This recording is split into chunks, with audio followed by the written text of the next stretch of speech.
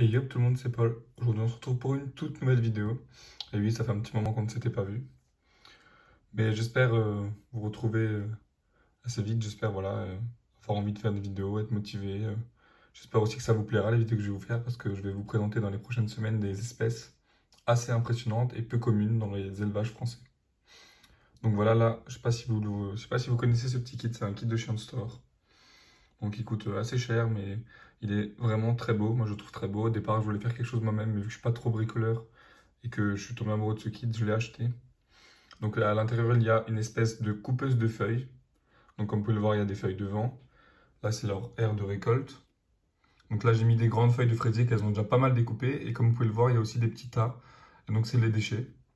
Et ça, c'est plutôt le sable qu'elles ont creusé que je leur ai mis dans la salle avec le champignon. Donc là, c'est des roses séchées. Donc là, vous voyez qu'il y en a une qui essaye de rentrer la feuille.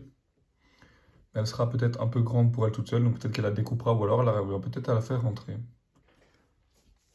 Là, c'est la partie principale, donc le cube du milieu. Donc, comme vous pouvez le voir, il y a la température en instantané, l'hygrométrie en instantané. Donc là, il y a beaucoup de feuilles qu'elles ont découpées. J'imagine que c'est pour garder l'humidité, mais bon, on peut voir le champignon à l'intérieur. Donc je l'ai mis sous un petit cul de bouteille, voilà, parce que c'est plus simple à gérer pour elle pour l'hygrométrie.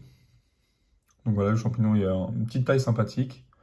Il y a je dirais une centaine d'ouvrières, 150, 200, peut-être un peu plus. Mais la plupart des ouvrières sont à l'intérieur sur le champignon, c'est les plus petites. Et là en bas, comme vous pouvez le voir, il y a des ouvrières qui s'occupent des feuilles. Il y en a une juste là à gauche. Il y en a une juste ici derrière. Et donc voilà, comme vous pouvez le voir tout autour, elles ont mis des petits cailloux que je leur avais mis pour pouvoir gérer l'hygrométrie. Donc là, elles ont fait ça à leur sauce, comme ça leur plaisait. Donc le cube est assez joli, hein, c'est des cubes de 20 par 20, il y en a 3. Donc un principal avec le champignon et la colonie.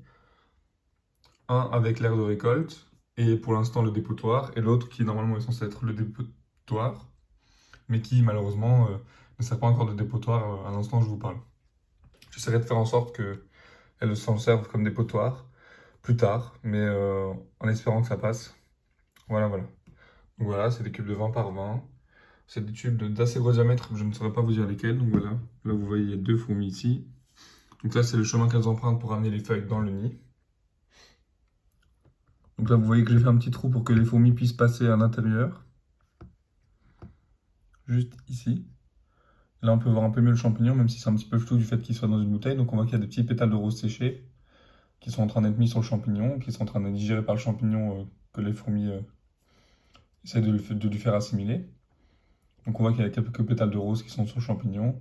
On voit qu'il y a aussi beaucoup d'ouvrières, comme je vous l'ai dit, c'est les plus petites ouvrières, les minors, qui sont sur le champignon pour s'en occuper. Donc, voilà un petit peu leur setup. Donc là, on voit qu'il y a quelques petites ouvrières qui s'occupent des feuilles, qui ramènent les feuilles découpées, qui les découpent sûrement en plus petits morceaux pour pouvoir les amener dans le nid. Donc là, j'ai mis une petite corde pour qu'elle puisse mieux passer. Et là aussi. Donc pour l'instant, elles ont vraiment encore de cette partie. Vous voyez que là, il y a pas mal de pétales séchés. J'en avais mis juste ici, au fond à gauche, mais pour l'instant, elles ne l'utilisent pas. Un petit abreuvoir qu'elles ont mis qu'elles ont rempli avec des cailloux, des choses comme ça. Mais elles en enlèvent petit à petit, j'ai remarqué. Donc voilà, donc c'est une colonie qui coupe beaucoup. C'est des feuilles que j'ai mis il y a 2 jours. C'est des grosses feuilles de fraisier que j'ai chez moi. Et elles les coupent vite et beaucoup. Donc comme vous pouvez le voir, il y a quand même pas mal de feuilles qui ont été découpées. Mais pour l'instant, elle ne l'assimile pas beaucoup aux champignons. Donc, même si le champignon, on voit de par sa couleur, je ne sais pas si vous arrivez à le voir, pour ceux qui connaissent, voilà, on voit qu'il a une belle couleur grise. Ça, c'est un signe de très bonne santé chez le champignon. Donc, il va très bien, il continue un petit peu à se développer. Et j'espère que d'ici quelques semaines, il aura pris une belle taille, qu'il y aura eu des naissances, que la colonie évoluera.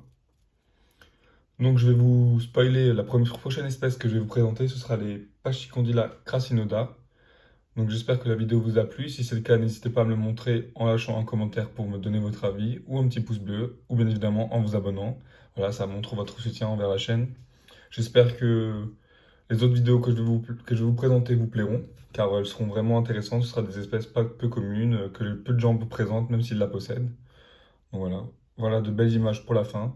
C'était Paul. On se retrouve très bientôt pour une prochaine vidéo sur les Pachycondyla crasinoda. À la prochaine. Ciao ciao.